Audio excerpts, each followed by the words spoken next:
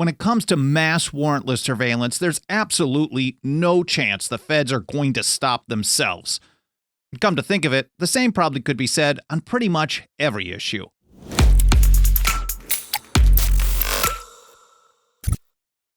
For now, let's talk about the NSA, and that's Nullification News Report number 1.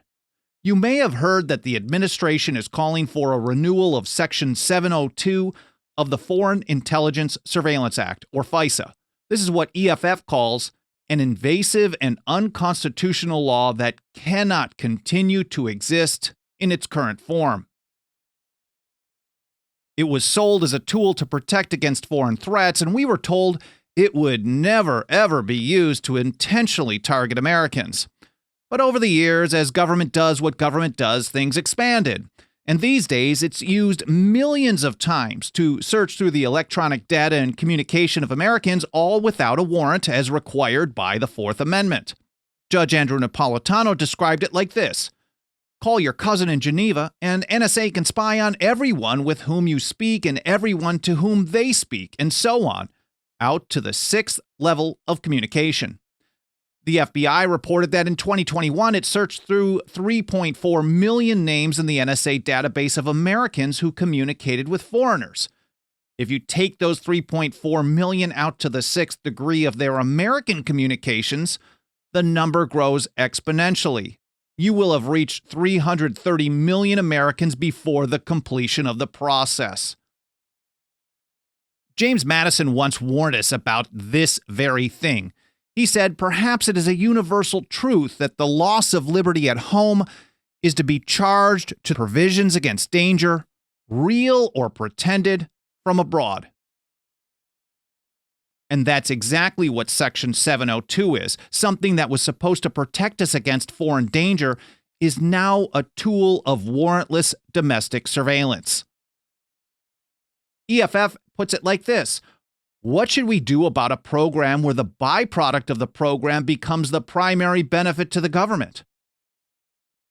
Well, an unconstitutional surveillance program, and actually any unconstitutional program, cannot be allowed to stand. And since the NSA has proven to us that they will ignore any restrictions given to them in Section 702, reform just isn't good enough. Not even close. And that brings me to Nullification News Report number 2. States absolutely have to take action, and a Fourth Amendment Protection Act has been introduced in at least 2 states so far, Arkansas and Maine. The legislation would prohibit any state entity, including political subdivisions, from assisting, participating with, or providing material support or resources to enable or facilitate a United States government agency in the warrantless collection or use of an individual's electronic data or metadata. This is very similar to a law passed in 2018 in Michigan, and also one that was pushed a few years ago in Utah against the NSA data center in Bluffdale. As Mike Meharry notes, this is an essential step every state needs to take at a time when the federal government seems unlikely to ever end unconstitutional spying on its own. Nothing helps us do this kind of work and get this kind of information out to more and more people more than the financial faith and support of our members. Over at 10thamendmentcenter.com, you can join us for as little as $2 a month and help us take a stand for the Constitution and liberty, whether the government happens to like it or not.